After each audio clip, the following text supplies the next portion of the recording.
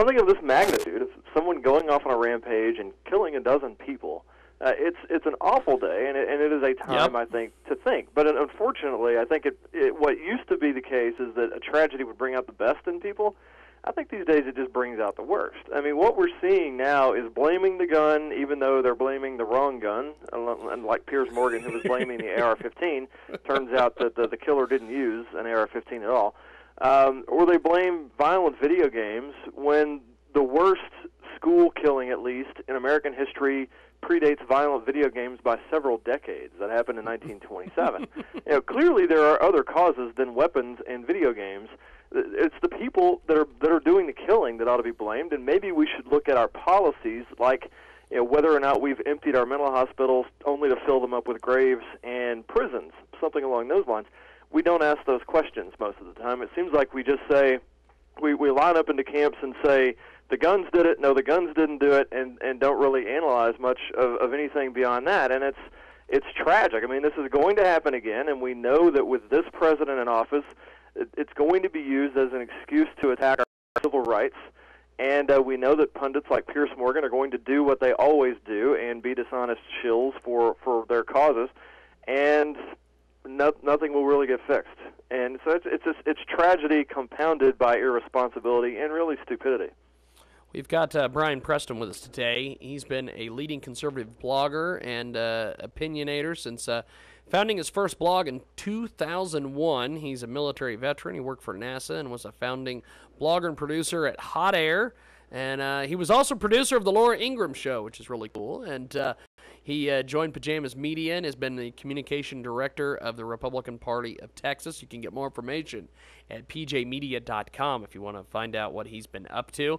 Now, what are social media and all these things saying, and what have you been polling from some of this?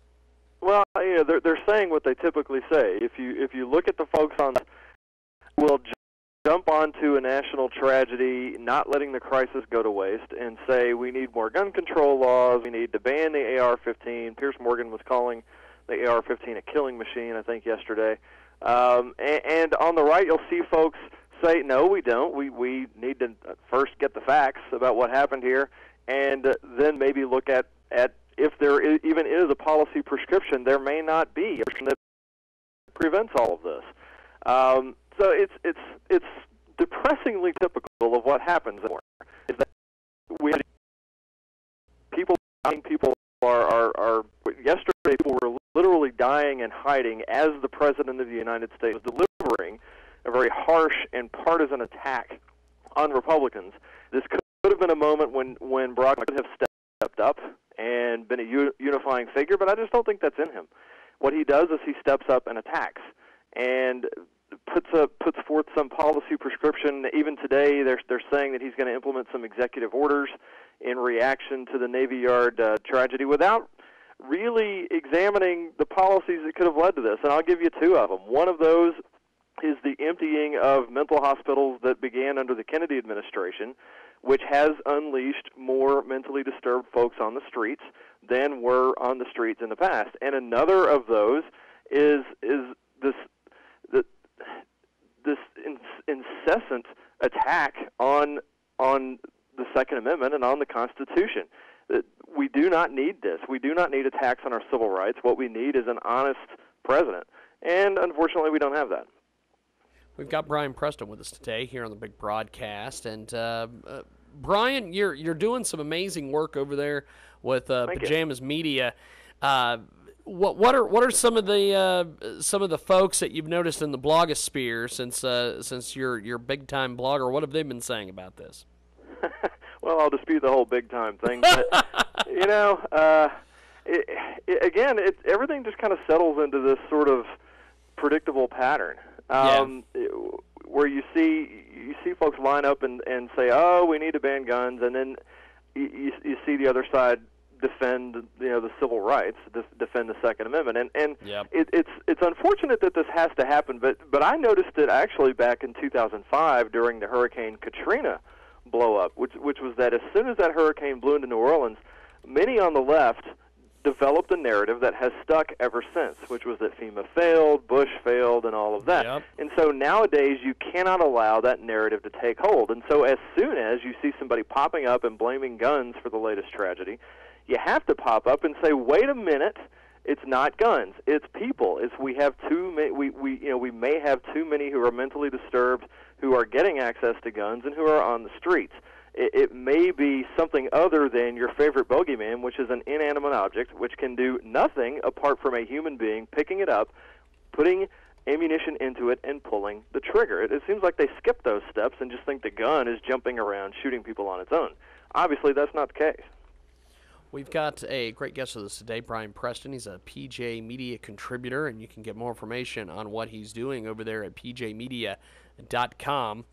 Now, you have an article that I am just I love this, and it's kind of talking about the Piers Morgan situation. Twit race champion. Yeah. This is a hell of a deal. I like this. Well, it's a reference to Monty Python, if folks are familiar with the Flying Circus from back in the day, one of my favorite skits of all time. And, it just seems like Piers Morgan can't resist jumping into the fray on the Second Amendment when, let's be honest, this guy's not even American. He didn't grow up under the U.S. Constitution, is not a citizen now, and has never shown any sort of fealty to or even understanding of the Constitution and what it's for. In fact, he's probably the kind of guy we were fighting against when we became a country and then wrote the Constitution. So he's not someone to be trusted on the Constitution. And, of course, during and after the Navy Yard shootings yesterday, Piers Morgan was among the first to start doing what he does, which is he starts tweeting about things that are bugging him. And so yesterday he was tweeting attacks on the AR-15. He tweeted an attack on the NRA. The NRA one to me is almost priceless, because he tweeted in the afternoon yesterday, "Don't let the NRA win, America. Find your voice, rise up, and do something about the gun violence epidemic destroying your society." Well, the NRA is only effective because Americans find their voice through it.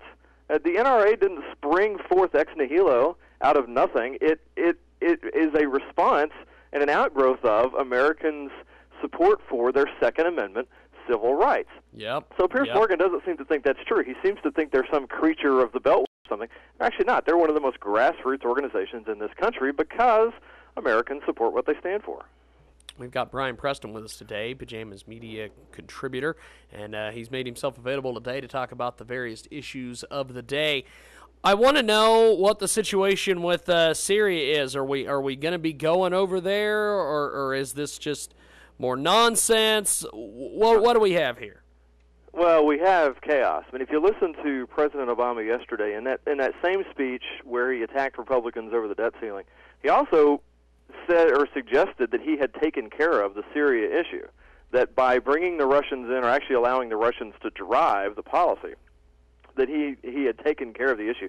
The fact is the Syria issue is not taken care of and will not be taken care of for some time. I mean, the president has gone from saying that Assad should go to now codifying and supporting a policy that would keep Assad in place in charge of Syria. And while he's codifying that policy, he is also, through the CIA, arming the rebels in Syria, many of whom are Al-Qaeda. And we all know this now. About somewhere between 30% to half of the rebellion in Syria is Al-Qaeda, or what you would call Islamists. And there are people that will say moderate Islamists, which is a contradiction in term. That doesn't exist. So you have a mess. You have the Russians driving Middle East policy. They have blocked the United States at every turn as the U.S. over the last 2 years tried to do something about the war in Syria. We are now trusting a dictator who has been an enemy of America for years, and his father was an enemy of America before that. And we're trusting these two to disarm Syria of the chemical weapons that it claimed up until last week it did not have. That's where we are. But if you listen to Barack Obama, he's taking care of the. It's hard to even know where to start and get your arms around the problems in Syria. You have a horrible dictator with blood on his hands. His enemies are really, many of them are no better than he is. In fact, they would probably be worse if they replaced him. You can't say we don't have a dog in this fight. It's just that both of the dogs in the fight are our enemies. So what do you do in that situation? Apparently, Obama wants to arm one side while working with the other. It doesn't make a lot of sense. Do you think that this is gonna end well?